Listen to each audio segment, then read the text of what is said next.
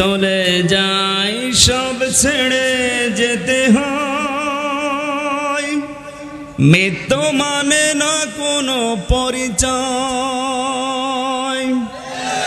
সব রাজা মহারাজা আর মহাবীর কাউকে অবকাশ দেয় না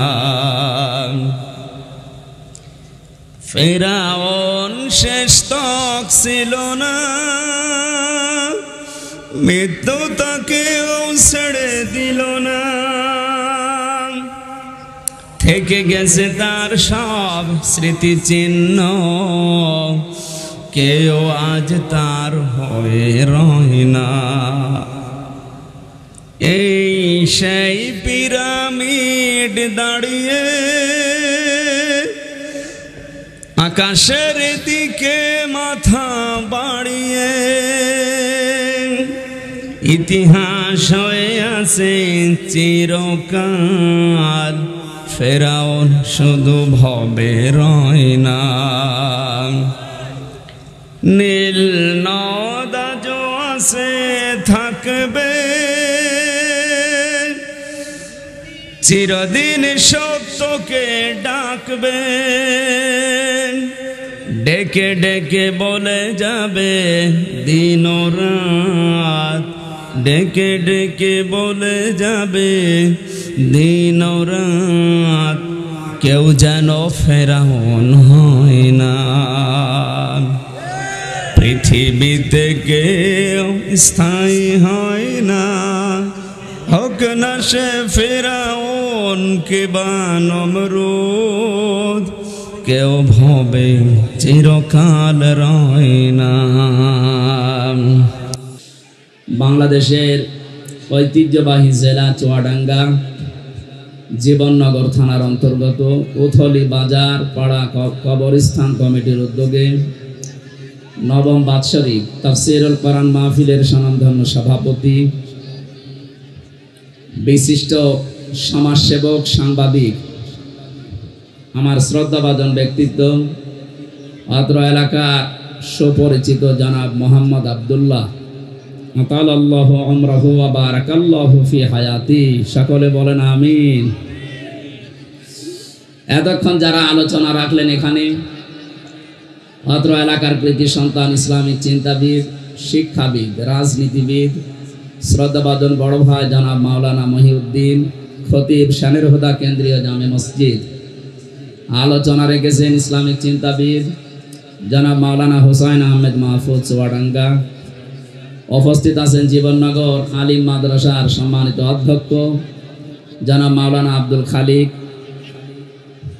বংশে বসা আছেন অত্র এলাকার সর্বজন শ্রদ্ধাভাজন ব্যক্তিবর্গ যারা সামনে বসা মুসলমান ভাইরা পর্দার আড়ালের সম্মানিত মা এবং বোনেরা প্রাণপ্রিয় চুয়াডাঙ্গাবাসী আমি জানি এভাবে আপনারা কথা বলবেন আপনারা বলতে থাকেন আমিও বলতে থাকি নাকি গোনা আপনাদের হচ্ছে কিন্তু ভাই কথা যে বলছেন তারই গোনা হচ্ছে আমরা এখন কোরআনে যেহেতু প্রবেশ করেছি কথা বন্ধ করে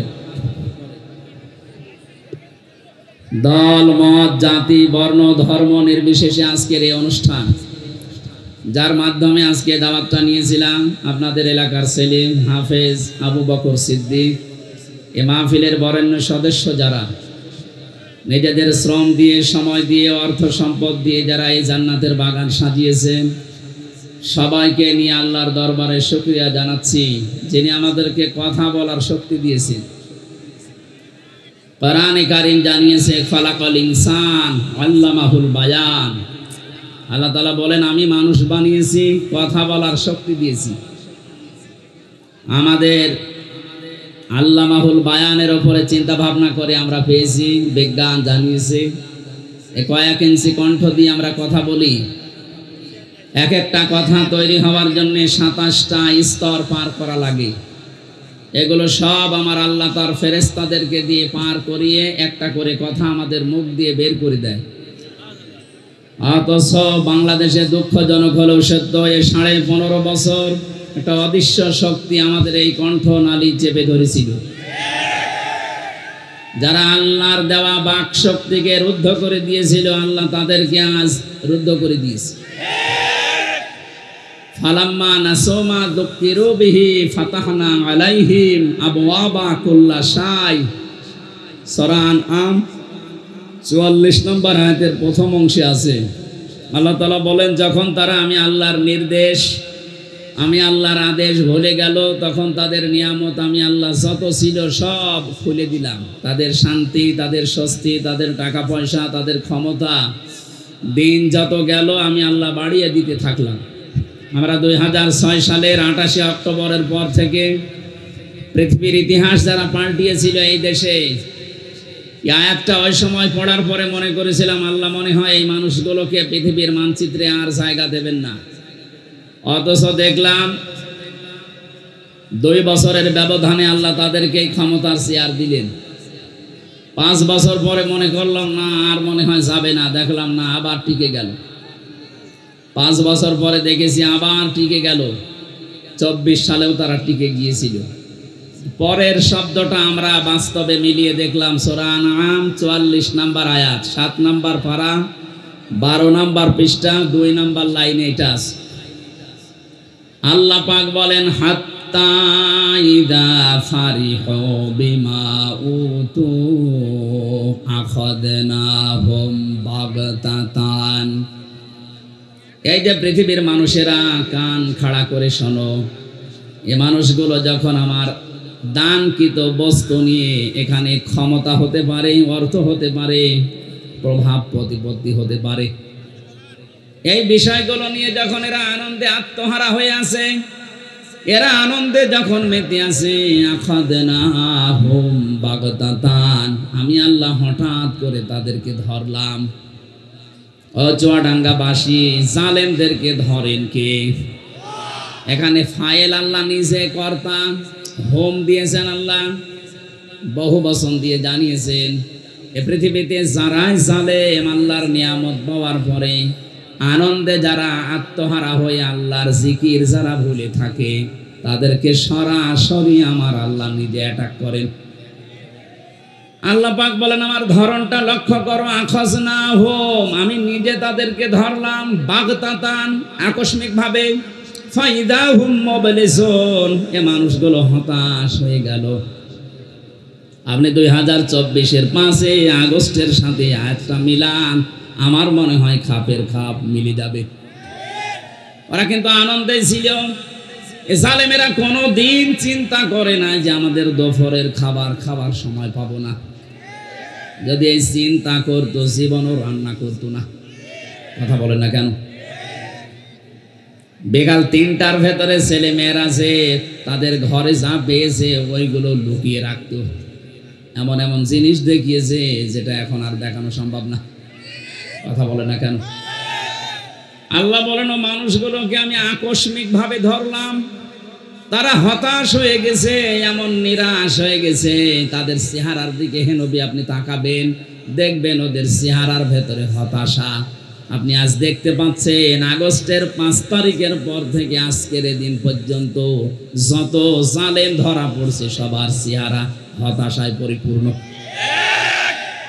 তাহলে এটা ছাত্র জনতা, বাংলাদেশের ছেলে মেয়েরা ধরেনি, এটা ধরেছে কে? কেন? এ মানুষগুলো আল্লাহর নিয়ামত পাওয়ার পরে আমার আল্লাহকে যখন ভুলে যায়, এ মানুষগুলোকে তখন আল্লাহ নিজে ধরেন। আর বাস্তবে আমরা যারা এই পৃথিবীতে সৎ কাজের আদেশ করি, এর পেছনেও কারণ আছে। ফালাম্মা নাসু মা যুকিরু বিহি আনজাইনাল্লাযীনা ইয়ানহাউনা আনিস সূ ইলা আখিরি আয়াত। আল্লাহ পাক বলেন, মানুষ যখন আমার নির্দেশ পাওয়ার পরে, আদেশ পাওয়ার পরে ভুলে যায়, এই মানুষগুলোকে তখন আমি আল্লাহ শাস্তি দেই। তাদেরকে শুধু বাঁচিয়ে রাখি যারা দুনিয়াতে সৎ কাজের আদেশ করতো আর এদের অন্যায় কাজে বাধা দিত। এই 15.5 বছরে আয়াতটা আপনি মিলাবেন, সূরা আরাফে আছে। আমি তো বাস্তব বলছি, এই 15.5 বছরে যারা কোরআনে কারিমের কথাগুলো দিয়ে মানুষদেরকে অন্যায় থেকে ফিরিয়ে রাখার চেষ্টা করেছে, তাদেরকে আল্লাহ এখন বাঁচিয়ে দিচ্ছে। ওরা বলে আমরা যা করবো, আপনারা বলেন কেন? আমরা বলি আমাদের নিজেদের বাঁচাতে। এই যে স্টেজটা দেখতে পাচ্ছেন, এটা মনে করেন একতলা, এর উপরে আর একতলা আছে। নৌকা চলতেছে সমুদ্রে, নিচতলায় পানির ব্যবস্থা নেই, উপর তলায় একটা পানির ব্যবস্থা করা আছে। নিচের লোকগুলো শুধু মাঝে মাঝে সিঁড়ি বেয়ে যায় উপরে পানি আনতে।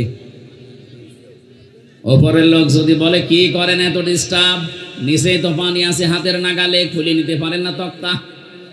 ও মানুষগুলো বিরক্ত হয়ে বলছে ঠিক আছে, জীবনে আর পানি নেওয়ার জন্য আসবো না, নিচে যখন পানি আছে দেখি হাতের নাগালে, যে একটা তক্তা খুলে নিয়েছে। ওপরে আমরা যারা আছি, আমরা যদি বলি যে যা করছে করুক গা, লা ইলাহা ইল্লাল্লাহ, ওপরে যারা আছে একটাও বাঁচবে। নিচের মানুষগুলো এই বোকামি করে নিজেরা যেমন মরবে, উপরে যারা আছে তারাও মরবে। কথা বলেন ঠিক কিনা? এই 15.5 বছরে আমরা নিশ্চুপ থাকতে পারতাম? আমার তো বাস্তব যতটুকু জ্ঞান আমি দেখেছি, এই 14টা দল বাদ দিয়ে বাংলাদেশে যত মানুষ আছে আমরা সব কিন্তু মাজলুম। কথা বলেন না কেন? যে দলের নাম আমি বলেন, 14 দল বাদ দিয়ে যারা আছি আমরা সব মাজলুম। আমার আয়াতের শেষের শব্দে এটা আছে, আমরা ব্যাখ্যায় যাব। আমি আমার যতটুকু লেখাপড়া আয়াতের উপরে আছে, আমার মনে হয় বাংলাদেশ আজকে একেবারে মিলে যাবে। আপনারা থাকবেন তো ঘন্টা খানিক। আল্লাহ পাক বলেন, এই মানুষগুলো যখন আমি আল্লাহর আদেশ ভুলে যাই, যে মানুষগুলো সৎ কাজের আদেশ করে আর অন্যায় কাজে বাধা দেওয়ার চেষ্টা চালায়, আযাব যখন পাঠায় তখন তাদেরকে বাঁচিয়ে দেই। আমরা এই আয়াত পড়েছি এই কারণে, জীবনের রিস্ক নিয়ে হলেও সৎ কাজের আদেশ, অসতে আমরা বাধা দেই। ওপর তলায় আসি বলে বেশি থাকবো তা না, যা করছেন নিচে বসে বসে, এটা যদি উপর থেকে বাধা আমরা না দেই, যত আল্লাহর বড় ওলি আমরা উপরে থাকি, আপনারা ডুবলে আমরাও ডুববো। এই জন্য 56,000 বর্গ মাইলকে এমন নিরাপদ রাখতে চাই যেন নিচে কেউ নৌকার তক্তা খুলতে না পারে। আজকে একজন উপদেষ্টার নাম নিয়ে সারা বাংলাদেশ না সারা বিশ্ব থেকে ঝড় উঠেছে, তাকে বাদ দেওয়া হোক। কেন?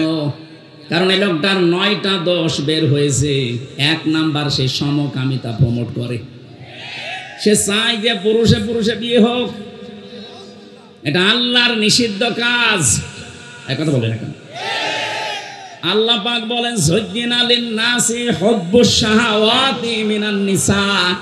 পৃথিবীতে আমি কয়েকটা জিনিসকে মানুষের ভেতরে আকর্ষণীয়, লোভনীয়, সুশোভিত করে দিয়েছি। তার ভেতরে 1 নাম্বারে নারী। মেয়েদের প্রতি পুরুষের আকর্ষণ, এটা স্বাভাবিক। তৈরি করেছেন কে?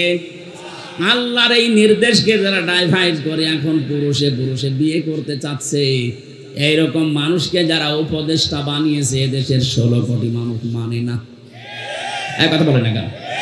আপনি বাইরের দেশেও খবর নেন, যাদের ঈমান আছে তারা এই লোককে মানতে পারে না। এটা যেহেতু শুধু তাফসীর মাহফিল না, এখানে সব দলের মতের ধর্মের লোক আছে, আমি জানি। এটা শুধুমাত্র এদেশে যারা মুসলিম দাবি করছে তাদেরও অনুষ্ঠান না। আপনি দেখবেন রাস্তা দিয়ে আসার সময় কত হিন্দু পর্যন্ত বউ ছেলে মেয়ে আসতেছে। হাদা বায়ানুল লিন্নাস হুদাল লিন্নাস, মানুষ কত বাচ্চা যারা বিবেচিত আজকের এই অনুষ্ঠান তাদের জন্য। সুতরাং আমার সামনে এখন এই 10,000 20,000 মানুষ না, আমি 18 কোটি মানুষের দায়িত্ব নিয়ে বলছি, তাড়াতাড়ি অবিলম্বে এই শয়তানকে আপনারা বাদ দিন। তার নাম বলতে চাই, আপনারা বুঝে ফেলেছেন। এক কথা বলেন না কেন? আমরা চাই ওনাকে যেন না রাখা হয়। সবগুলো আমার বলা দরকার নেই, একটাই যেহেতু বলেছি, উনি আল্লাহর নিষিদ্ধ কাজ, নারী পুরুষের আকর্ষণ নষ্ট করে নিজের স্ত্রীকে দিয়ে পর্যন্ত সিনেমা বানিয়েছে ব্যাচেলার। আপনি দেখবেন 3rd পারসন সিঙ্গুলার নাম্বার, এই সমস্ত সিনেমাগুলো আমি নিজে উপন্যাসে পড়েছিলাম বিশ্ববিদ্যালয় থাকাকালীন। এখন দেখি ওইগুলো দিয়ে সিনেমা বানিয়েছে, যেগুলো পরকীয়া প্রেম উস্কে দেয়। ওনার স্ত্রীকে দিয়ে এই সিনেমা বানিয়ে উনি মানুষের ভেতরে পরকীয়া প্রেম, এটা আল্লাহর নিষিদ্ধ কাজ। কথা বলে না কেন? পরকীয়া প্রেম যেটা, এটা নিষিদ্ধ কাজ না। কোন হিন্দুকে বলেন, সেও মানবে না। যদিও সে আল্লাহ বিশ্বাস করে না, তারপরও সেই অবৈধ কাজ মানে না। অথচ মুসলিম নামধারী কি সুন্দর সুন্দর শব্দ দিয়ে নাম বানিয়েছে। মোস্তফা, সরওয়ার, ফারুকি, প্রত্যেকটাই অর্থবোধক নাম। প্রথমটা আমার নবীর নাম মুস্তাফা, সরওয়ার আমার নবীর নাম, ফারুকি বিশ্ব নবী মুহাম্মদ রাসূলুল্লাহর সাহাবী হযরত ওমর ফারুকের নাম। এত সুন্দর সুন্দর জিনিস দিয়ে নাম বানালেন আর কাম করছেন সব উল্টা। ফারুক মানে সত্য মিথ্যার পার্থক্যকারী, আর আপনি সত্য মিথ্যা সব মিশ্রণ ঘটিয়ে সব এক করে দিচ্ছেন। এই জন্য জীবন যতদিন আছে আমরা চাই আমরা যেন আল্লাহর আযাব এবং গজবে আপনার মতো না পড়ি। এই কারণে আমরা বাধা দেই, প্রতিবাদ করি।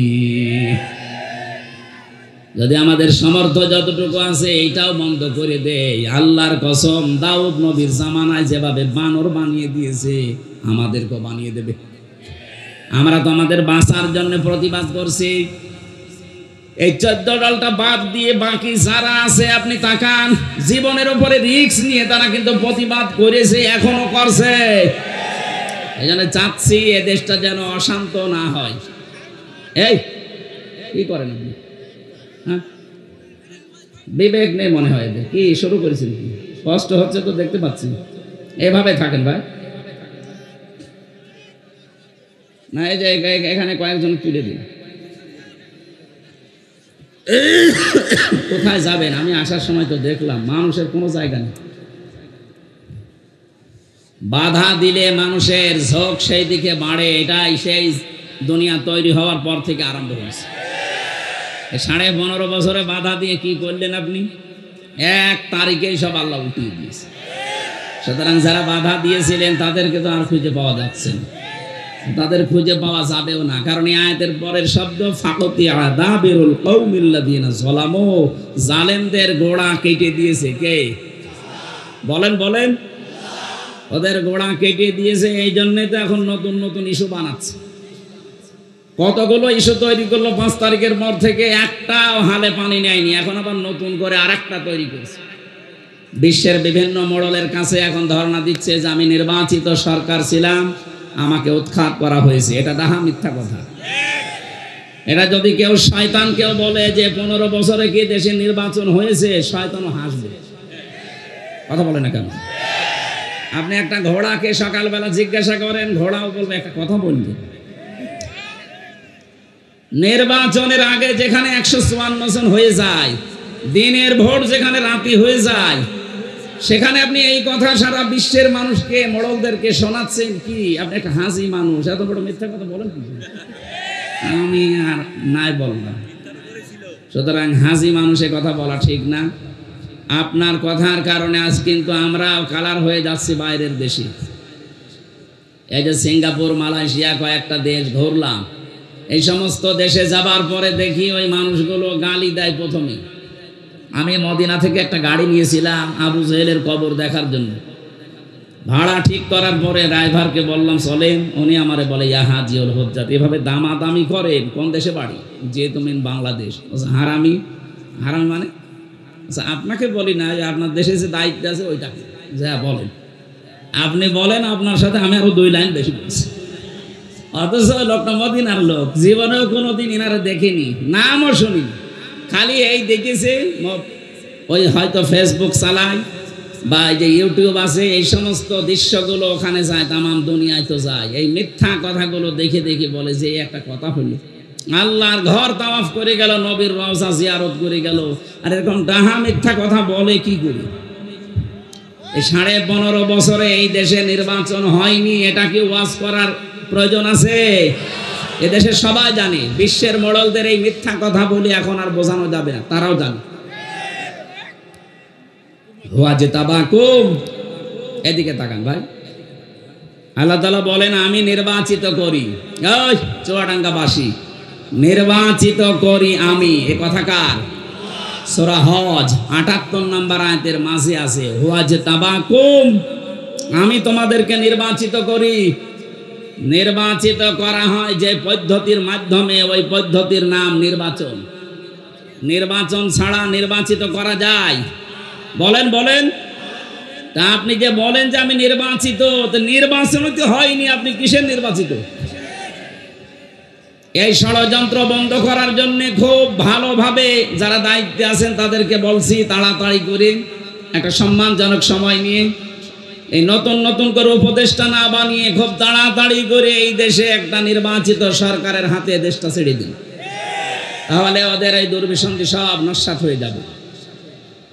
কারণ জালেম বিদায় নিয়েছে দেশ থেকে, মুনাফিক কিন্তু এখনো অনেকে আছে, এরাও তলে তলে জালেমদের সাথে বিভিন্ন আঘাত করছে, এই কারণে জালেমরা এত সাহস পাচ্ছে।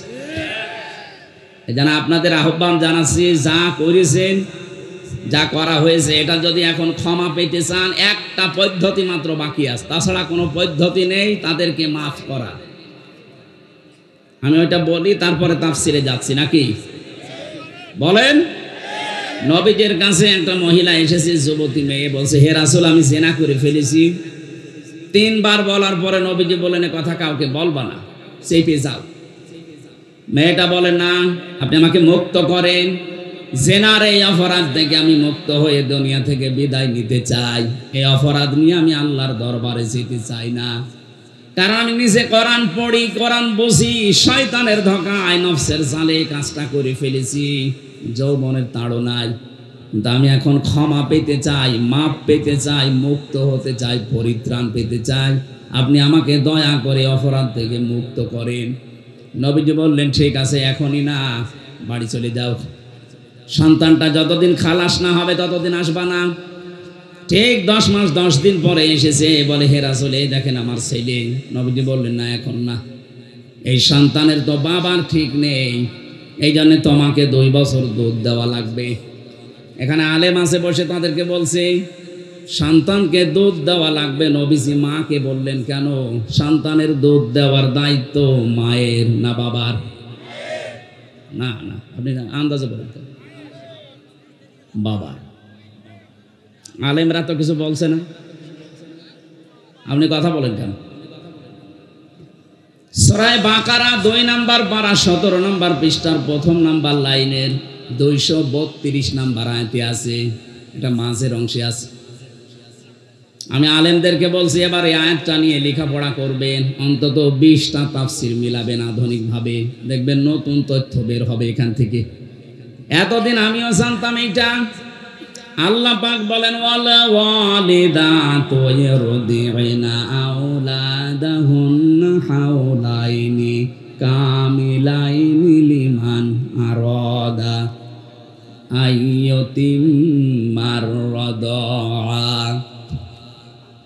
এখানে কত মাদ্রাসার আলেম ফাজেল কামেল পাশ করা লোক দেখেন, লিমান আরাদা আইয়ুতিম্মার রাদা, এটা মুযাক্কার শব্দ। দুধ পান করাও 2 বছর, এই কথা বলার পরে আল্লাহ মুযাক্কার দিলেন, মুয়ান্নাস দেয়নি। মায়ের নাম না দিয়ে বাবার নাম দিলেন কেন? সন্তানকে দুধ খাওয়ানোর খরচ, যত রকমের কষ্ট, যে টাকা পয়সা খরচ হবে, যা ব্যয় লাগবে 2 বছরে, সব বাবার দায়িত্ব, মায়ের কোনো দায়িত্ব নেই। মা যদি দয়া করে পান করিয়ে দেয়, আপনার উপর এটা ইহসান। কোনো মা যদি বলে, না, আমি এটা করাবো না, 2 বছর দুধ পান করাতে পারি, 5 লাখ টাকা দেওয়া লাগবে, আপনাকে তাই দেওয়া লাগবে? আমার মনে হয় মাইকে এটা বলা ঠিক হইল না। আমার ম্যাডামও শুনতেছে।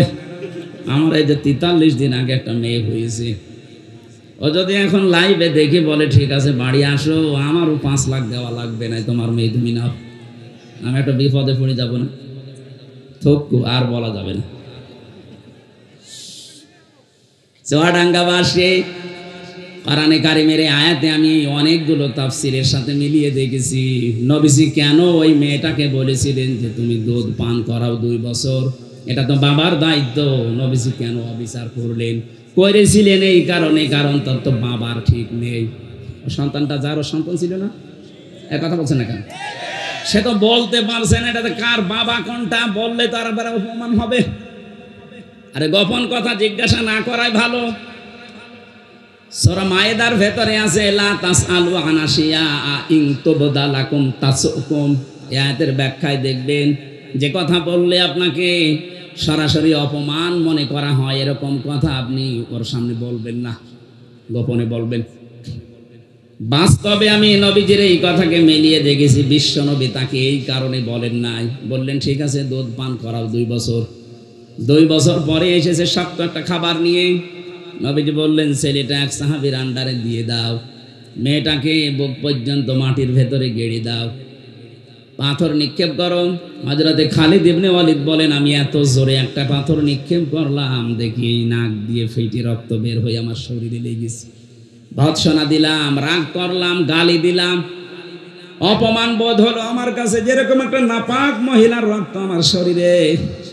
নবীজির কানে কথাটা যাবার পরে বিশ্ব নবী বললেন খালিদ থামো, এ কথা বলবা না, আমি নবী তুমি নবী না, আমি যা দেখি তুমি দেখতে পাও না। আমি যা বছর ওনার বন্ধু গিয়াসউদ্দিন মামুন ছিলেন 17 বছর আছে, বের হয়েছে কিছুদিন আগে। বিএনপির এক একজন মানুষের নামে আমি মামলা দেখেছি, 313টা 536টা পর্যন্ত মামলা পেয়েছি। আমার এই যে খাবার দিয়েছে তো বলতাম ভাই কয়টা মামলা, কি করেন? আচ্ছা বিএনপি করতাম, বড়গোনায় বাড়ি, মামলা কয়টা? 313টা। মনে হচ্ছে বদরের ময়দান কায়েম করে ফেলিস। বলে তো একটা মানুষকে 313টা মামলা দেয় কোন বিবেকে? আমারে তো 2টা দিয়েছিল, তাই 3 বছর, ও 313টা তো কিয়ামত হয়ে যাবে। কথা বলেন না কেন? এই জন্য আমি আপনাদেরকে বাঁচাতে চাই। এটা যেহেতু রেকর্ড হচ্ছে, সারা পৃথিবী কালকে যাবে, এমনকি যারা পালিয়েছে ওই জালেমরাও শুনছে। আপনারা যদি এখনো পর্যন্ত মাপ পেতে চান, শুধু আস্তাগফিরুল্লাহ হবে না, যার কাছে যে ধরনের অপরাধ করেছেন আগে তার কাছে যে মাপ চাবেন, তার ক্ষতিপূরণ দেবেন, এরপরে পড়বেন আস্তাগফিরুল্লাহ। এই কথা বলেন না কেন? এই হাদিসের অর্থ যদি না বুঝে থাকেন, আপনার এই ওয়াজ শুনতে আসা, তাফসীর শুনতে আসা ব্যর্থ। বুঝেছেন কিনা বলেন তো? কিভাবে মাপ চাইতে হবে আমি পদ্ধতিটা বললাম। নবীজি কি ওই মহিলাকে বলতে পারতেন না যাই হয়েছে হয়েছে, তুমি আস্তাগফিরুল্লাহ গোপনে পড়ে নাও, বলতে পারতেন না? কিন্তু বলেননি, ওনাকে শাস্তি দিয়ে তারপরে বলেছে এবার আস্তাগফিরুল্লাহ পড়ো। আজ আপনারা 15.5 বছরে যা করেছেন পৃথিবীর ইতিহাস পাল্টিয়ে ফেলেছেন। সুতরাং এখন শুধু আস্তাগফিরুল্লাহ পড়লে হবে না, আপনাকে ফিরে আসার জন্য যার কাছে অপরাধ করেছেন তার কাছে স্বীকার করা লাগবে। এবং স্বীকার করলেই হবে না, এই 15.5 বছরে তার যে ক্ষতি করেছেন ওই ক্ষতিপূরণ দেওয়া লাগবে। আপনার কারণে বহু মানুষ ব্যবসা করতে পারে নাই, ঝুলে ঝুলে জীবনটা নষ্ট করে ফেলেছে।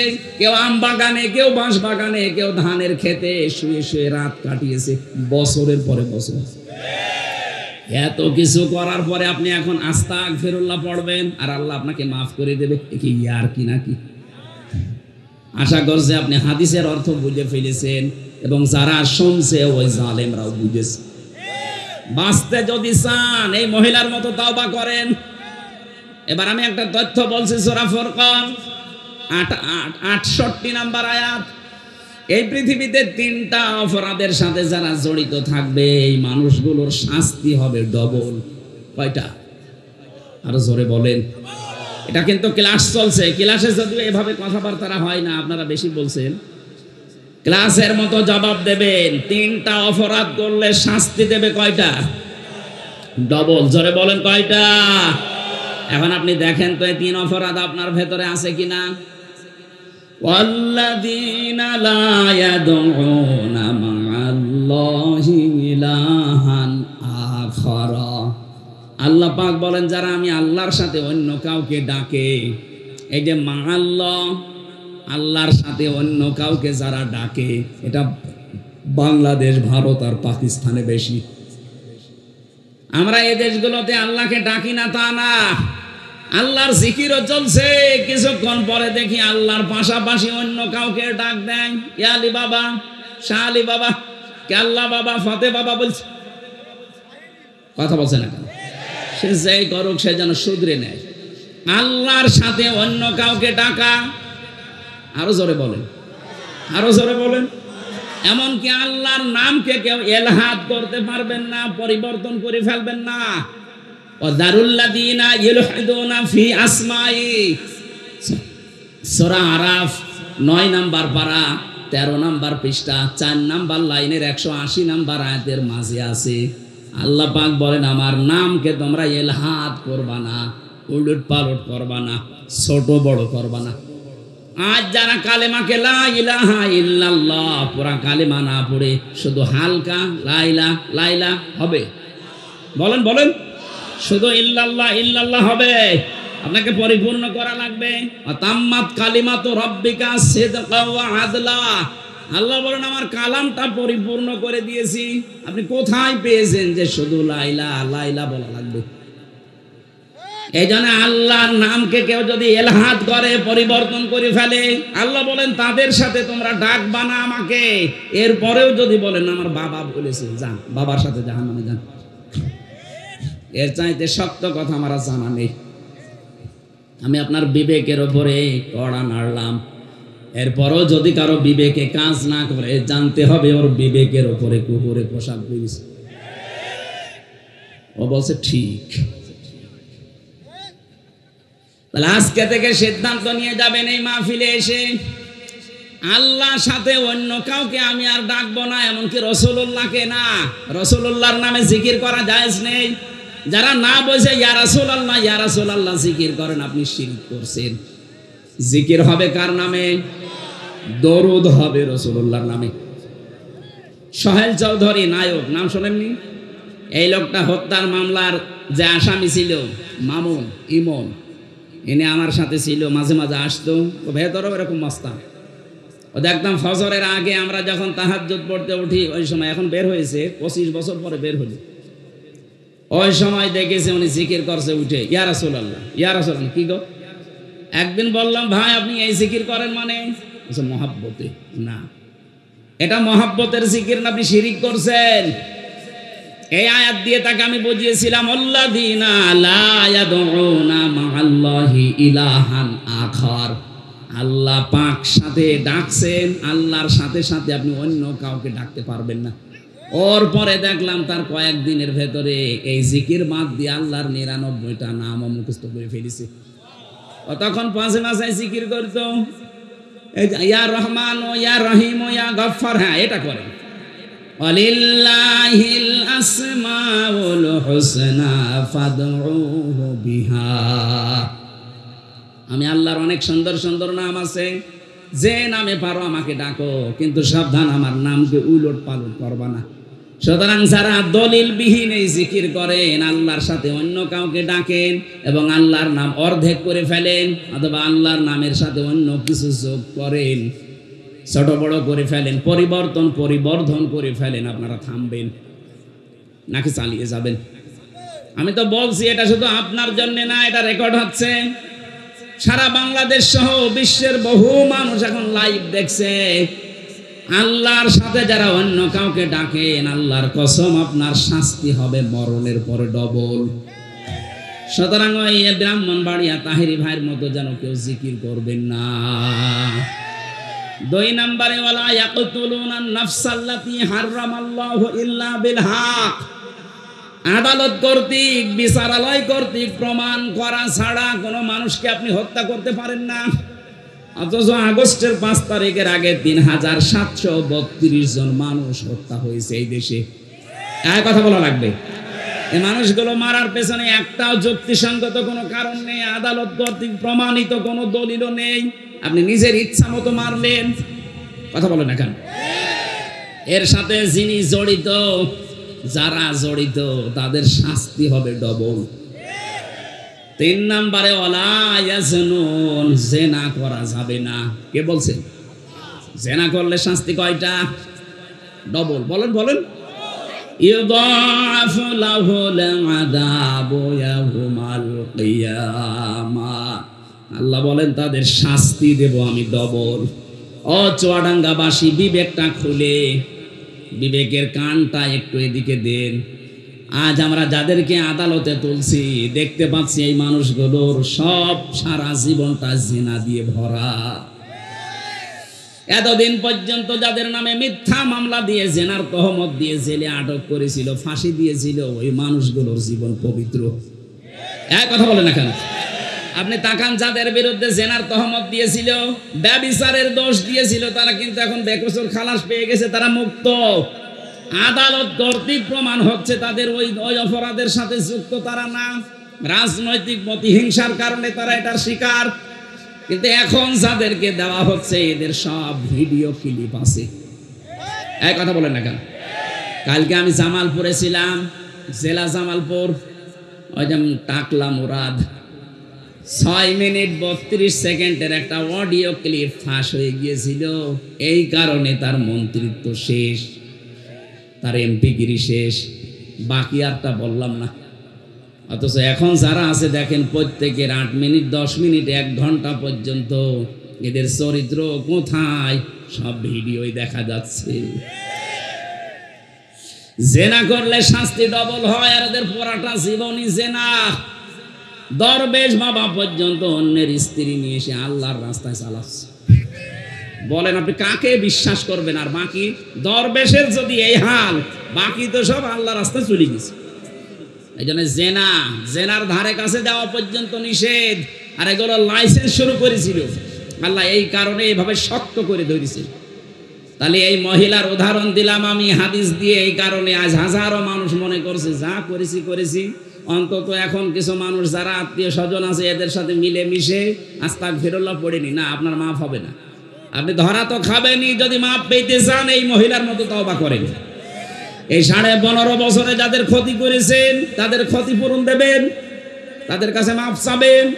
তারা যদি মন থেকে বলে ঠিক আছে যা মাফ করে দিলাম, এবার আপনি আস্তাগফিরুল্লাহ পড়বেন। আমার এই কথার অর্থ বুঝেছেন কারা? তারা শুধু হাত তোলেন তো, হ্যাঁ আন্দাজে না, আমি কিন্তু জিজ্ঞাসা করব। এবার হাত অনেক নেমে গেছে। আলহামদুলিল্লাহ, আজকের মাহফিল সাকসেস। আল্লাহ আমাদের তৌফিক দিন কোরআনে কারিমের আয়াতগুলো বোঝার, বলেন আমিন। দ্বিতীয় নাম্বার, আমরা যারা এখানে এসেছি তাফসীরুল কোরআন মাহফিলে তাফসীর শোনার জন্য, সূরা আরাফ 206টা আয়াত ছিল, একটা মাত্র আয়াত পড়েছি, 157 নাম্বার আয়াত। আমাকে আল্লাহ যতটুকু জ্ঞান দিয়েছে আয়াতের উপরে, আমি যতটুকু স্টাডি, যতটুকু লেখাপড়া করেছি, আমি সেই আকারে কথা বলার চেষ্টা চালাচ্ছি। আল্লাহ তৌফিক আমাকে যেন দান করে। জবান খুলে সকলে বলেন আমিন। এবার আপনি একটু তেলাওয়াত করেন ভাই।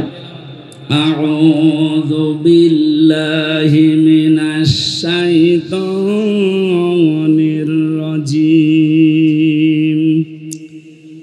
বিসমিল্লাহির রহমানির রহিম। আল্লাযীনা ইয়াত্তাবিউনার রাসূলান নাবিয়্যাল উম্মিয়্যাল্লাযী ইয়াজিদুনাহু মাকতুবা ইলা আখির আয়াত। কোন সূরা বললাম? বলেন বললাম না? ক্লাস চলছে। আরাফ শব্দের শাব্দিক অর্থ পরিচিত হওয়া। আরাফ মানে কি? এটা জান্নাত জাহান্নামের মাঝে একটা প্রাচীর বানাবেন আল্লাহ। এই প্রাচীরের উপরে কিছু মানুষকে আল্লাহ দাঁড় করিয়ে দেবেন। এই প্রাচীরের নাম আরাফ। নাম কি? নবীজি সাহাবীদের সামনে বলছিলেন এই প্রাচীরের উপরে আল্লাহ যাদেরকে দাঁড় করাবে এদেরকে জাহান্নামেও দেবে না, জান্নাতেও দেবে না। সাহাবী প্রশ্ন করলেন, হে নবী, এদেরকে জান্নাতে দেবে না কেন? নবীজি বললেন, এদেরকে আল্লাহ জান্নাত দিচ্ছে না এই কারণে, কারণ এরা দুনিয়ায় ভালো ভালো অনেক কাজ করেছে, কিন্তু মা বাবার সাথে খারাপ আচরণ করত। বাংলার মুসলমানেরা খুব সেনসিটিভ বিষয় এটা। আপনি যত ইবাদত বন্দেগি করেন, বৈধ কোনো কারণে যদি মা বাবা অসন্তুষ্ট হয়ে থাকে, আপনি কিন্তু ওই প্রাচীরের উপরে দাঁড়িয়ে থাকবেন। কথা বলেন না কেন? কয়েকদিন আগে আমি নীলফামারী কিশোরগঞ্জ গিয়েছিলাম। ওখানে একটা বৃদ্ধাশ্রমে নিয়ে গেল দেখার জন্যে। যে দেখি কিছু মার বাবা এই লাইনে বসে আছে, প্রায় 40 জনের মতো। তাদের চোখের দিকে তাকিয়ে দেখতে পেয়েছি এই মানুষগুলোর সন্তান আদি অনেক বড় বড় জায়গায় আছে। আমি জিজ্ঞাসা করেছিলাম কয়েক জায়গায়, কিন্তু এই মানুষগুলোকে সব এখানে রেখে গেছে, মাসে মাসে খরচ দিয়ে যায়। চিন্তা করেন যে মানুষের 10 তলা বিল্ডিং, 5 তলা বিল্ডিং এর মালিক, 4-5টা ফ্ল্যাটের মালিক, এক একজনের 8টা 10টা করে রুম আছে বাড়িতে, কিন্তু মার বাবার থাকার জায়গা নেই। এ মা বাবার দিকে তাকালেই মনে হচ্ছে এরা সন্তানের জন্য বরদোয়া দিচ্ছে। বলেন নাউজুবিল্লাহ। যাদের মা বাবা আমি ওখানে দেখেছি, এই সন্তানগুলো যদি 14 বার হজ করে আসে, আল্লাহর কসম এরা জান্নাত পাবে না, ওরা ওই প্রাচীরে দাঁড়িয়ে থাকবে। আমাদের কপাল যেন এরকম না হয়। কথা বলেন না কেন? যতগুলো সন্তানের কারণে তার মার বাবা বৃদ্ধাশ্রমে থাকে, বাংলাদেশে এখন বৃদ্ধাশ্রম প্রায় 168টার উপরে। নীলফামারীর কিশোরগঞ্জ একটা থানা, সেখানে এতগুলো মানুষ পড়ে আছে, বছরের পর বছর আছে, অনেকে খবর নেয় না, শুধু মাঝে 2 বছর 3 বছর পর একটা চিঠি পাঠায়, মা কেমন আছো, একটা কথা বলবো। 30 বছর 25 বছর পর্যন্ত এই ছেলেটার পেছনে ওই মার বাবা নিঃস্বার্থভাবে শ্রম দিয়েছিল। কথা বলে না কেন? অথচ আজকে এই সন্তানই রেখে গেছে তার মাকে। আমার যতটুকু দেখলাম, যাদের কারণে রেখে যায় সন্তানগুলো মার বাবাকে বৃদ্ধাশ্রমে বলেন, এর পেছনে কয়েকটা কারণ আছে। একটা কারণ ওই ছেলেটার বউ। এই কথা বলছেন না? হাজারো বউ এই দেশে আছে, তারা চাই না যে আমার শ্বশুর শাশুড়ি আমার সাথে একসাথে থাক। এরকম বউ দেশে নেই? সম্মানিত মা বোন, আমি জানি হাজার হাজার মা বোন আপনাদের সাথে ডবল, ওরা বিভিন্ন জায়গায় বসে আছে। আমি সবাইকে এক মনে করে কথা বলছি, আমার ইমান থেকে বলছি, সাবধান। আপনি শুধু নামাজ পড়ে রোজা রেখে কালো বোরকা পরে জীবনও জান্নাত যেতে পারবেন না। তিরমিজি শরীফের হাদিস, আল্লাহর নবী বলেন, যে মহিলার ভেতরে 4টা কাজ পাওয়া যাবে, ওই মহিলাকে আমার আল্লাহ জান্নাতের 8টা দরজায় খুলে দেবে। যে কোনো দরজা দিয়ে যেতে পারবে, ও জান্নাতে কেউ বাধা দেবে না। জোরে বলেন সুবহানাল্লাহ। 1 নম্বরে, ইদা নাজারা ইলাইহা সাররাতুহু, যখন তার স্বামী তার দিকে তাকাবে তখন সে স্বামীকে আনন্দ দেবে। ওয়াইদা গাবা আনহা হাফিজাতুহু, যখন স্বামী থাকবে না, বাইরে চলে যাবে, তখন নিজের পরিবারে পরিবেশে নিজের ইজ্জত আবরু, নিজের স্বামীর সম্পদ আর সন্তানকে হেফাজতে রাখবে। এটা আজ 100 জনের প্রায় 95টা মহিলা ঠিক রাখতে পারছে না। স্বামী বাইরে চলে গেলেও দিন পায়। কথা বলেন না কেন? ফাতেমাতুজ জোহরার সাথে যেই মহিলা জান্নাত যাবে, জামিলা, তার জীবনী পড়েছি, তাকে আল্লাহ জান্নাত দেওয়ার পেছনে 2টা কারণ। 1 নাম্বার, এসে স্বামীর অনুমতি ছাড়া কোনোদিন বাইরে যায়নি, কারো সাথে দেখাও করেনি। আর হাজারো মেয়ে লোক স্বামী বাইরে চলে গেলেও মনে হচ্ছে যে জান্নাত পেয়ে গেছে। স্বামীর সম্পদগুলো তার অনুমতি ছাড়া দান করা জায়েজ নেই, আর আল্লাহর রাস্তায় চুরি করে। কথা বলে না কেন? স্বামী বাইরে গেলে আপনার সন্তান, আপনার শরীর, ইজ্জত, সম্ভ্রম, এগুলো সব হেফাজতে রাখা লাগবে। জান্নাতের দরজা এই কারণে খোলা থাকবে। 3 নম্বরে, এইটাই আসল, ভালো করে শোনেন। নবীজি বলেন, তুইনু আলা দীনি জাওজাতিহা, যে মহিলা তার স্বামীকে দিনের উপরে চলতে সাহায্য করে, দিনের প্রচারে গেছে, দিন কায়েমের জন্য কাজ করছে, এই মহিলার কষ্ট হলেও স্বামীকে সাহায্য করবে, উৎসাহ দেবে, পেছন থেকে আরো সাহায্যের হাত বাড়াবে। কিন্তু হাজারো মহিলা এটা করে তো না, আরো বাধা দেয়। এই কথা বলছে না কেন? সম্মানিত মা বোনেরা, শুধু নামাজ পড়ে রোজা রেখে আপনি জান্নাত যাবেন কখনোই না। অতঈনু আলা দীনি জাওজাতিহা, আপনার স্বামীকে দিনের কাজে চলার জন্য, দিনের পথে চলার জন্য যতটুকু সমর্থ আছে সাহায্য করবেন, উৎসাহ দেবেন, এগিয়ে দেবেন। হযরতে খাদিজাতুল কুবরা রাদিয়াল্লাহু তাআলা আনহা, আল্লাহ তাকে সালাম দিয়েছিলেন। পৃথিবীতে 2 জন মহিলার জীবনী পেয়েছি, আল্লাহ নিজে সালাম পাঠিয়েছেন। একজন হযরতে আসিয়া, 2 নম্বরে হযরতে খাদিজা। আসিয়াকে আল্লাহ সালাম দিয়েছিলেন তার স্বামীর অত্যাচারের কারণে, খাদিজাকে আল্লাহ সালাম দিয়েছিলেন তার স্বামীর ভালোবাসার কারণে। জোরে বলেন আল্লাহু আকবার। খাদিজাকে আল্লাহ সালাম পাঠালেন তার স্বামীর মহব্বত, ভালোবাসার কারণে। নবীজি বলেন, আমি যত রাতে আসি, যতবার আসি, খাদিজাকে কোনোদিন আমি ঘুমন্ত অবস্থায় পাইনি। যখনই এসেছি শুধু একটা বার ডাক দিয়েছি, সঙ্গে সঙ্গে খাদিজা আমার জন্য দরজা খুলে দিয়েছে। জিজ্ঞাসা করতাম, কেন এ কাজ করো, ঘুমাতে পারো না? খাদিজা আমাকে প্রতিবার শুনিয়েছে, স্বামী আমার, আমি জানি আপনি দিনের কাছে বাইরে থাকেন, দিনের প্রসারের জন্য আপনার পেছনে 24 ঘন্টা মানুষ লেগে আছে। কখন কোন ক্ষতি হয়ে যায় এই টেনশনে আমার তো ঘুম আসে না। আপনি যখন আসবেন পরিশ্রান্ত ক্লান্ত শরীর নিয়ে আপনি বারবার ডাকবেন, আমি যদি আরামে ঘুমিয়ে থাকি উঠতে দেরি হয়ে যাবে, বিয়াদবি হতে পারে। এই কারণে যতক্ষণ না আসেন ততক্ষণ পর্যন্ত ঘুম লাগলো আমি বিছানায় না ঘুমিয়ে দরজার সাথে হেলান দিয়ে ঘুমাই। স্বামীর এই মহাব্বত দেখে আমার আল্লাহ তাকে সালাম পাঠিয়েছিলেন দুনিয়ায়, আর আমরা স্বামীর সাথে এমন আচরণ করি, সালাম তো দূরের কথা, আল্লাহ গজব পাঠায়। কথা বলেন না কেন?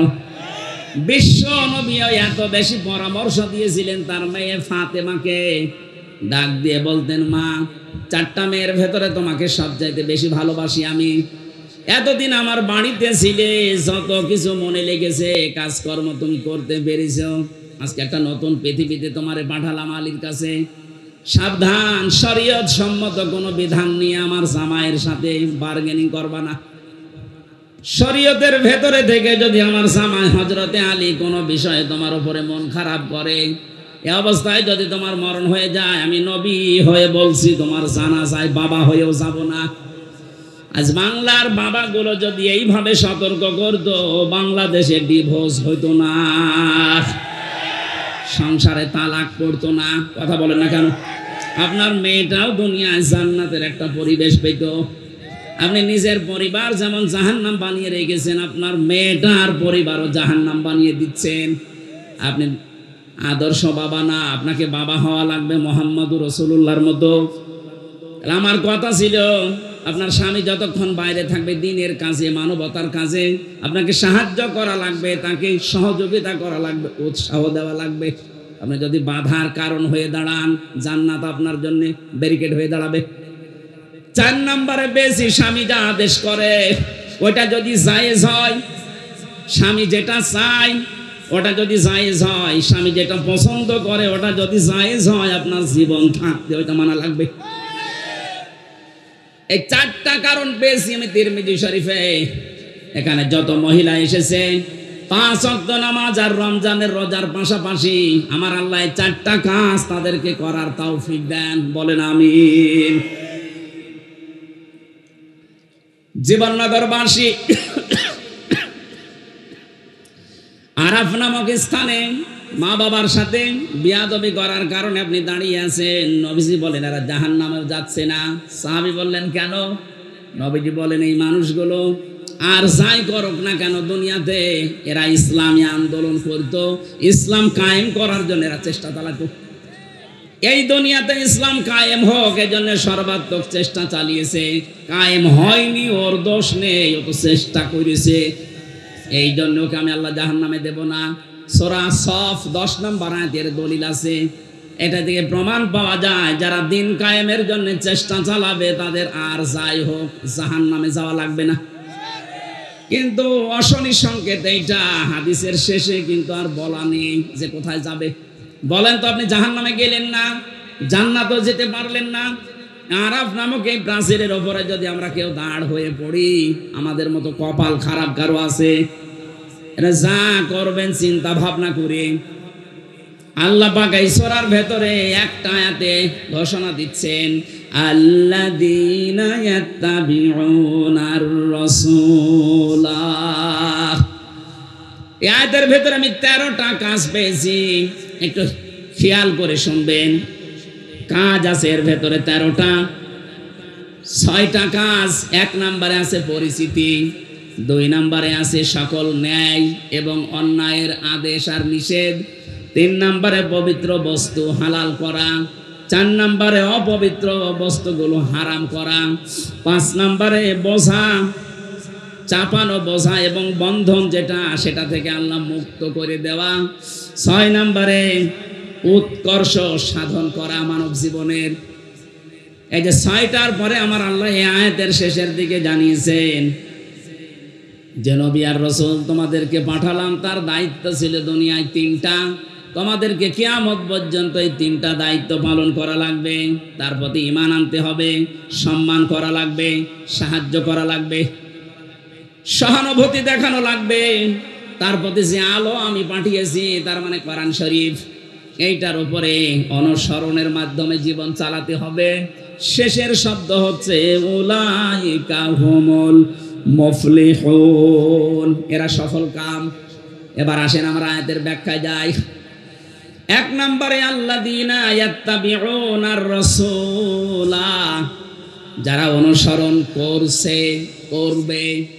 ইয়াত্তাবিউনা এটা মুজারে, বর্তমান, ভবিষ্যৎ, প্রেজেন্ট, ফিউচার। যারা অনুসরণ করছে এবং করবে কার? রাসূল, নবী, উম্মি, তিনটা পরিচয় দিয়েছেন। এই একটু খেয়াল করে শোনা লাগবে এটা। আল্লাহ পাক যার অনুসরণ করার জন্য আমাদের সবাইকে আদেশ দিচ্ছে, তার পরিচয় কয়টা বললাম? তিনটা। আরো জোরে বলেন কয়টা?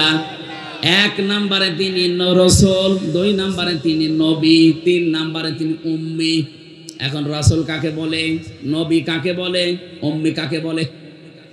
আমার আয়াতের মূল শব্দের তাফসীর করার নিয়ত ছিল ইয়ামুরুহুম বিল মারুফ ওয়া ইয়ানহাহুম আনিল মুনকার, এই দুইটা শব্দে।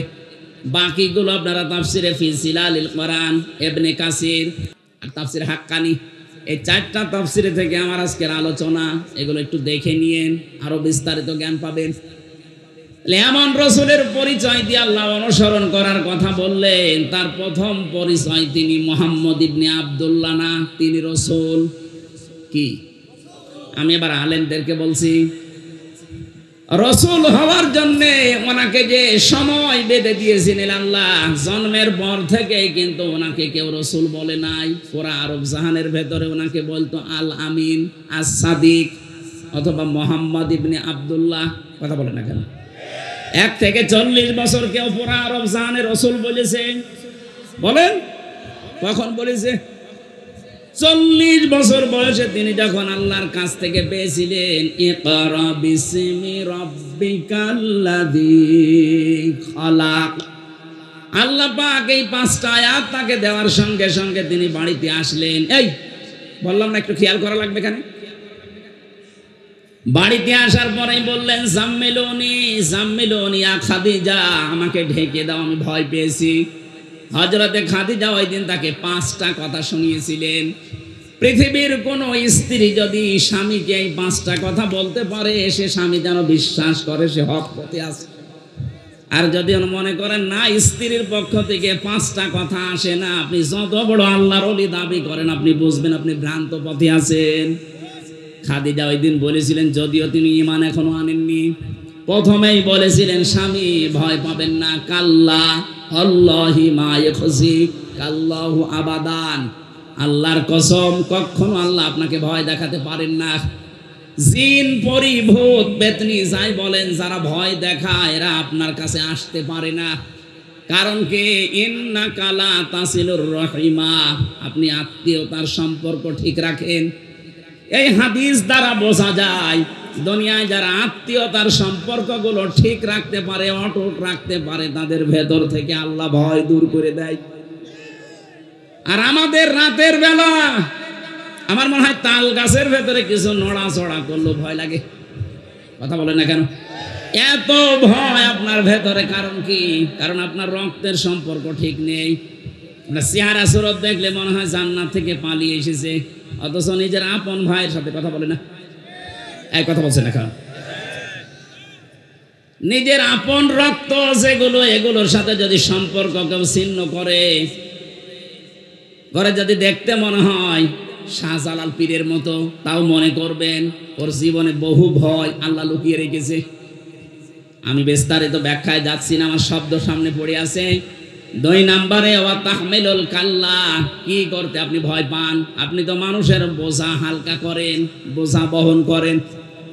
এখানে বোঝা মানে শুধুমাত্র এই বোঝা না, এখানে কষ্টের বোঝা, ঋণের বোঝা, দুঃখের বোঝা। কথা বুঝতেছেন? হ্যাঁ নবী, আপনি এই দুনিয়াতে বহু বোঝা বহন করে দেন, বোঝা হালকা করে দেন মানুষের।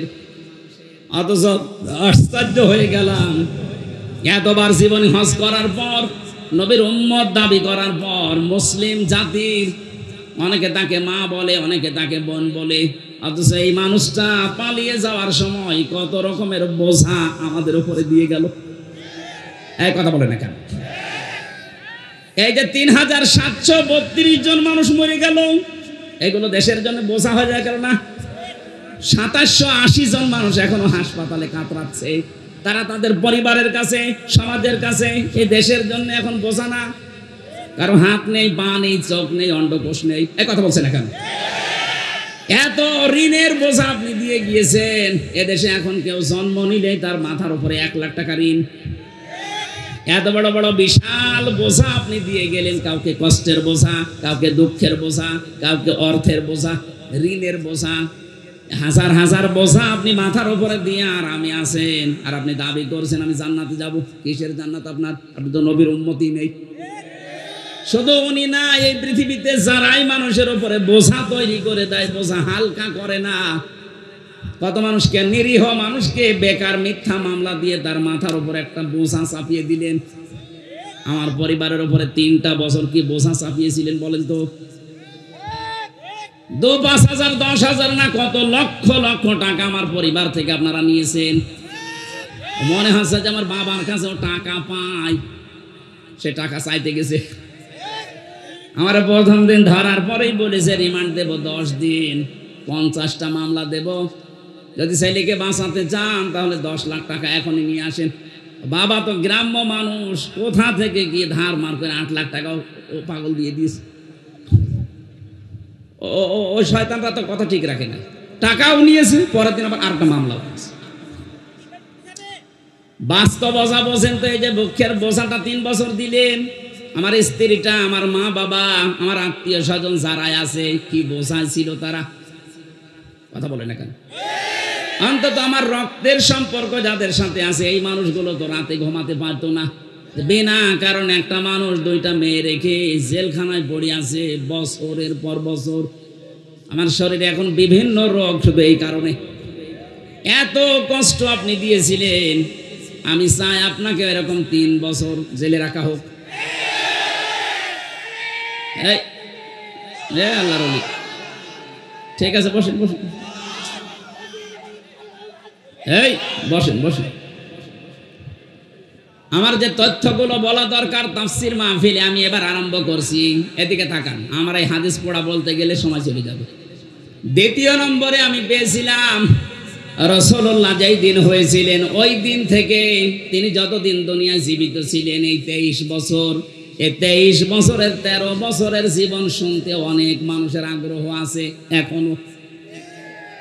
আমি যদি এখন ওই 23 বছরের ভেতরে 13 বছরের মক্কার জীবনী বলি, কত মানুষ এখানে চোখের পানি ফেলে কাঁদবে। কিন্তু ওই রাসূলুল্লাহ তার 23 বছরের 13 বছর বাদ দিলে এখনো থাকে 10 বছর। বলেন বলেন, এই 10 বছরে তিনি প্রেসিডেন্ট ছিলেন। প্রেসিডেন্ট কি এমনি হয়ে গেছেন? কিছু করা লাগেনি।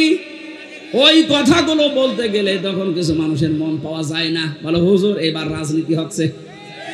আমার মনে হয় নবীজি যদি এখন বেঁচে থাকতো, শয়তান নবীজিকে এটা বলতো। সুতরাং আপনি ভুল বুঝবেন না, আমি আপনাকে বাঁচাতে চাই। আশা করছি আপনি এই বুঝটা নিয়ে যাবেন। এমন রাসূলকে অনুসরণ করার কথা বলা হচ্ছে, যার রাসূলুল্লাহর বয়স শুধু এই 10 বছর 13 বছর না, পুরা 23 বছর। কথা বলেন না কেন?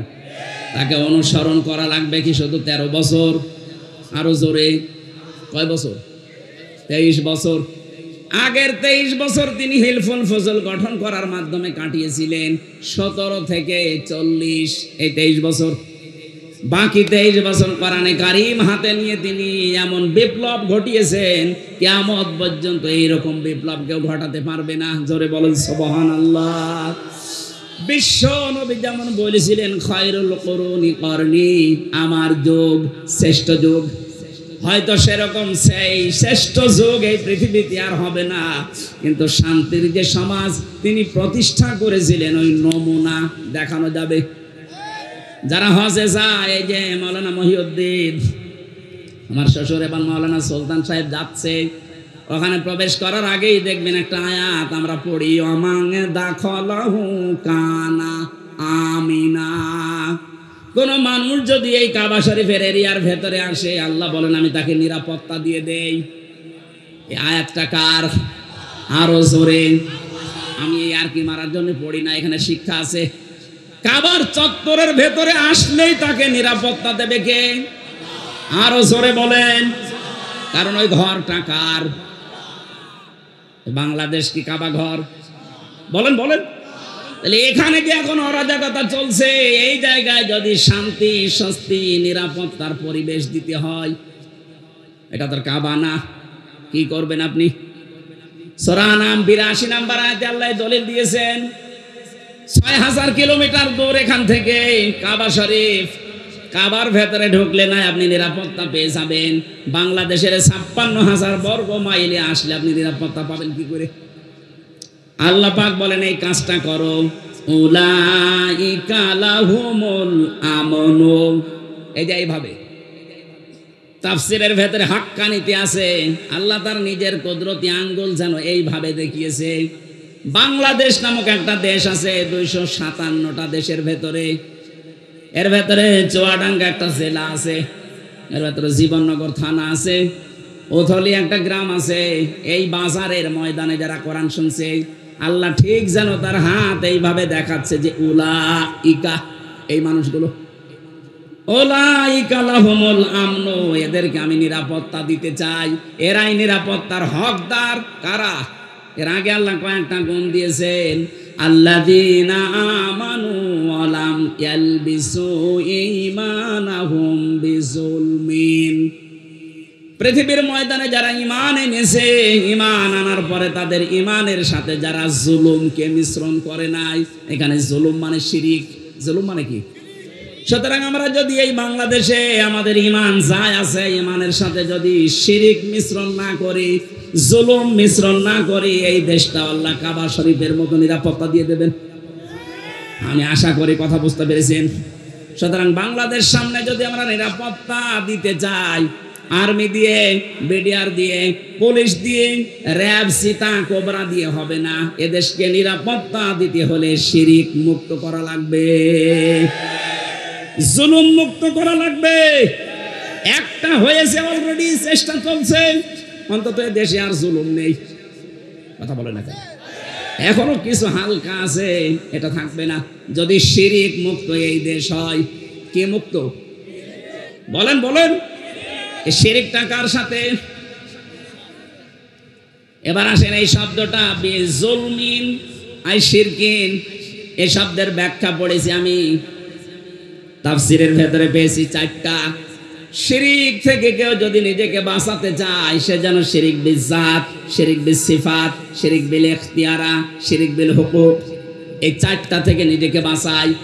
শ্রেণী বিন্যাস করে করে আমি তাফসীরের ভাষায় দেখেছি 120 প্রকার হয় এই শিন, র আর calf.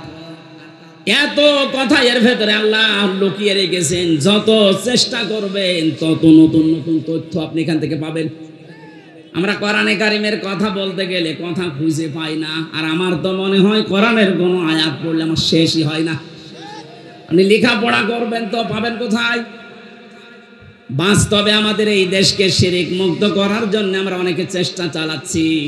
Doctor Mohammad doctor Abdullah Jahangir রহিমাহুল্লাহ, আল্লামা শহীদ দেলাওয়ার হোসেন সাঈদী রহিমাহুল্লাহ, তারা চেষ্টা চালিয়েছিলেন শিরিক, কুফর এগুলো দূর করার জন্যে। কারণ তারা জানতেন এই পৃথিবীকে যদি নিরাপত্তা দিতে হয়, অবশ্যই এই পৃথিবীতে শিরিক বন্ধ করা লাগবে। কারণ এটা একটা বড় জুলুম, ইন্না শিরকা লা যুলুমুন আযীম।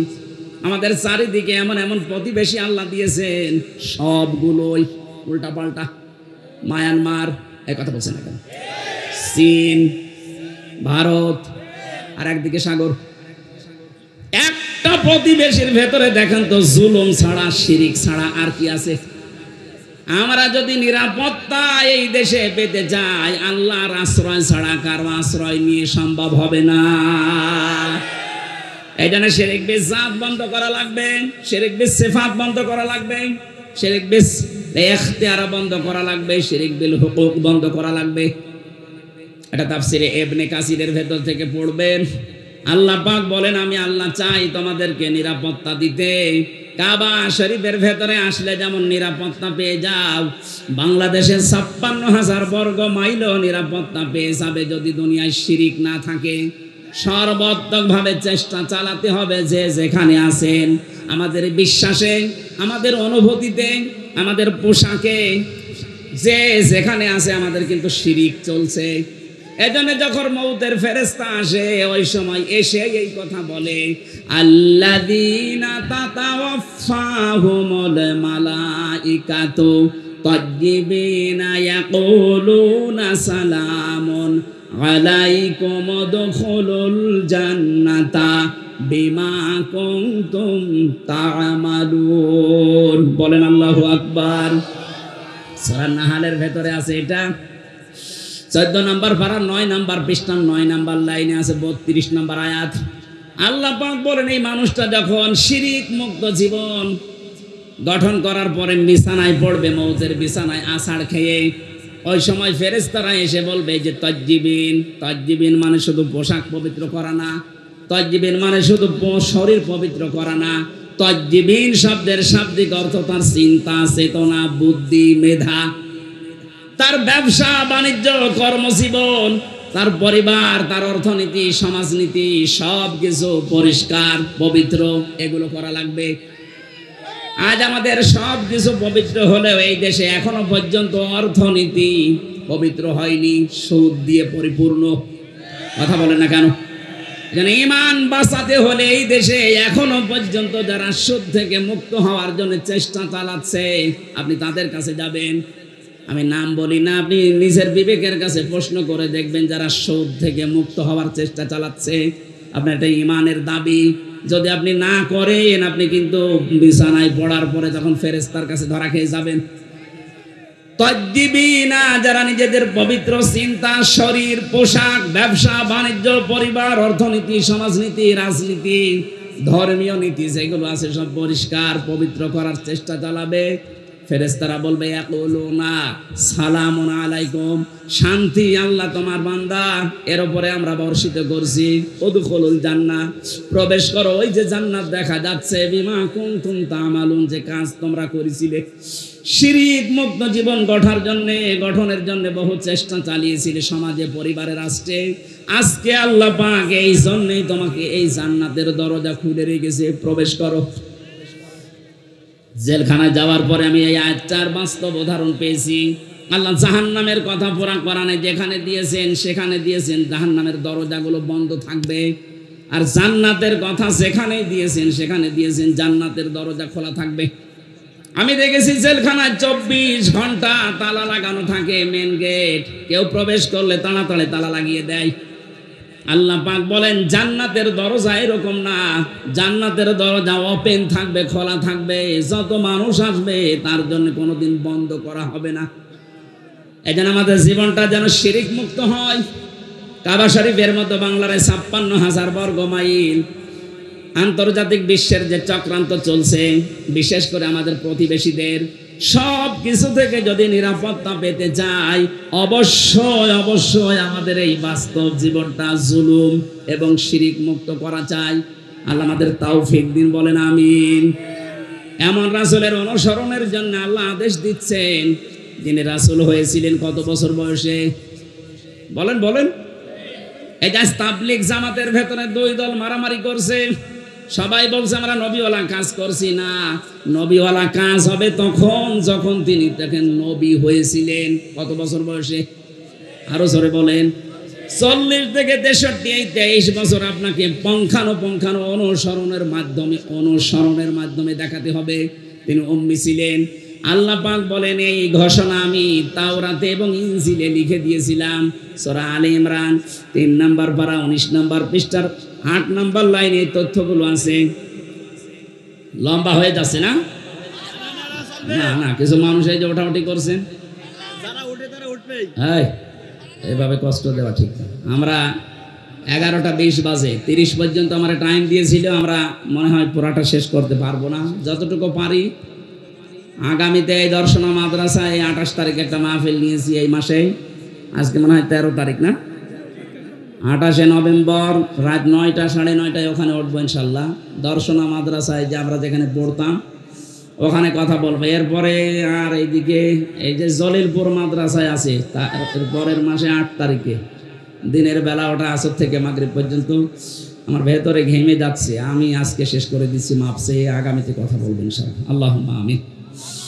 লা ইলাহা ইল্লা আনতা সুবহানাকা ইন্নী কুনতু মিনাজ জালিমিন। এই মোনাজাতটা বসে করে যান, মোনাজাতটা বসে করে যান। আপনার মতো হাজার লক্ষ মানুষ এখানে হাজির হয়েছে। বসেন বসেন, মোনাজাতটা বসে করেন। মাথা নিচু করে, মাথা নিচু করেন, চক্ষু বন্ধ করেন। আপনারা সবাই পরস্পরের আত্মীয়। বিশেষ করে আমার ইমানের দিক থেকে এবং রক্তের দিক থেকে সবাই কম বেশি আত্মীয়। আমি সবাইকে নিয়ে মোনাজাতে হাজির হচ্ছি আল্লাহর দরবারে। রব্বানা যালামনা আনফুসানা ওয়া ইল্লাম তাগফির লানা ওয়া তারহামনা লানাকুনান্না মিনাল খাসিরিন। রব্বুল আলামিন, 3টা বছর আমি জালেমের কারাগারে বন্দী ছিলাম। শরীরটা অসুস্থ হয়ে গেছে, এখনো পর্যন্ত স্বাভাবিক হয়নি। কথা বললে আমার কণ্ঠে ব্যথা হয়ে যাচ্ছে। আজকে আমার শ্বশুরালয় চুয়াডাঙ্গা জেলার শিবনগর উথলি এলাকাবাসী কর্তৃক আয়োজিত তাফসীরুল কোরআন মাহফিলে এসে 1.5 ঘন্টার মতো কোরআনের একটা আয়াত বোঝানোর চেষ্টা চালিয়েছি। আমি আশা করি এবং বিশ্বাস করি তোমার বান্দা বান্দিরা এটা সহজে বুঝে ফেলেছে। এখন এদেরকে আমল করার তৌফিক দাও। জান্নাতের এই বাগানটা সাজাতে তোমার যে বান্দাগুলো বিভিন্ন কায়দায় শ্রম দিয়েছে, অর্থ দিয়েছে, এদের এই শ্রমকে ওমরের মতো কবুল করে নাও। এদের এই অর্থগুলোকে হযরতে ওসমানের টাকার সাথে কবুল করে নাও। যত যুবক এই মাহফিলের জন্য দেখলাম সেই উথলি মোড় থেকে আইলা তালে রেলগেট পর্যন্ত কত কষ্ট স্বীকার করছে। এই যুবকদেরকে যে মা পেটে নিয়েছে, মায়ের পেট তুমি খাদিজার মতো বানিয়ে দাও। এই মাহফিলের বরেণ্যের সদস্য যারা, আজকের মাহফিলের সম্মানিত সভাপতি জনাব আব্দুল্লাহ তোমার বান্দা, মেহেরবানি করে বান্দা বানিয়ে দাও। হাফেজ আবু বকর সিদ্দিক, আল্লাহ নাম না জানা কত মানুষ যে যেইভাবে এগিয়ে এসেছে কোরআনের এই প্রচারের এই অনুষ্ঠানে, আল্লাহ তোমার রহমত তাদের দিকে এভাবে এগিয়ে দাও। কত মানুষ দোয়া চাচ্ছিল, অসুস্থ, এমন রোগ দিয়েছো যে মানুষের কাছে বলাও যায় না। মেহেরবানি করে আমাদের রোগকে শেফায়ে কামেলা আজেলা বানিয়ে দাও। আল্লাহ তাআলা আমার বড় শ্বশুর অসুস্থ হয়ে পড়ে আছে, সারাটা আজীবন তোমার নামের ঘোষণা দিচ্ছে, হাইয়া আলাস সালাহ হাইয়া আলাল ফালাহ। তোমার ওই গোলামকে মেহেরবানি করে সুস্থতা দান করো, হায়াতে তাজ্জেবা সিহাতে কুল্লিয়া দিয়ে দাও। যত মানুষ আমরা অসুস্থ আছে এলাকাতে, মেহেরবানি করে শেফা দিয়ে দাও। মা বোনেরা যারা আছে এদেরকে তুমি ফাতেমার মতো বানিয়ে দাও। আমাকে তিনটা কন্যা তুমি দিয়েছো, এদেরকেও তুমি ফাতিমাতুজ জাহরার মতো বানিয়ে দাও। আমার স্ত্রী অসুস্থতাকে শেফায়ে কামেলা আজেলা দাও। আমার শ্বশুর শাশুড়ি সহ এলাকায় যারা আমার আত্মীয় স্বজন, যত মানুষ দূর দূরান্ত থেকে কোরআনের মহব্বতে ছুটে এসেছে, খালি হাতে ফেরত না দিয়ে এদের বাড়ি পর্যন্ত যাওয়া আসায় নেকি দিয়ে পাল্টিয়ে দাও। গনাগুলো ঝরিয়ে দাও। আল্লাহ আমল নামা যেন পুরাটা নেকি দিয়ে পাল্টিয়ে পরিবর্তন হয়ে যায়। আল্লাহুম্মা গফিরলি ওয়ারহামনি ওয়াহদিনি ওয়াফিনি ওয়ারযুকনি রব্বাল আলামিন। আলোচনা যারা এই ময়দানে রেখেছেন সে আসরের পর থেকে এই আলেমগুলোকে তুমি কবুল করো। মাওলানা হোসাইন আহমেদ, মাওলানা মহিউদ্দিন সহ, মাওলানা আরিফুল ইসলাম, মাওলানা আবু বকর সিদ্দিক, যত আলেমরা এখানে কথা বলেছে, আলেমদের কথাগুলো আমাদের আমল করার তৌফিক দাও। আগামীতে অনুষ্ঠানটা কোরআনের জন্য আরো বিশাল আকারে মঞ্জুর করো। ওথালি বাজারে যত মানুষ ব্যবসা করছে হালাল রুজি উপার্জনের জন্য আল্লাহ বরকত দাও।